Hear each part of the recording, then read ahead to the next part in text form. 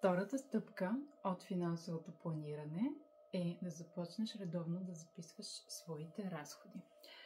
Какво означава това? Можеш да си инсталираш някое от приложенията на телефона, с които лесно да го правиш. Аз от години ползвам Moneyfy, например. Мога да оставя линк към моя статия, която съм писала отдавна, за да погледнеш и да си избереш различни варианти. Има и по-добри, разбира се, от това приложение.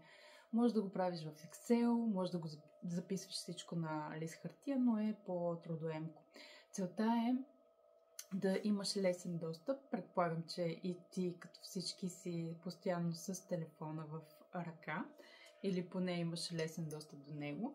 Така че за това ти препоръчвам някое приложение, за да стане лесен навик и след всеки твой разход да свикнеш да си въвеждаш в приложението.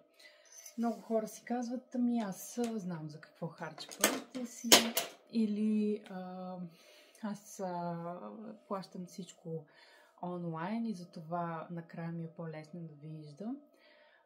Да, но накрая винаги си казвате, не знам къде отидоха тези пари в крайна сметка.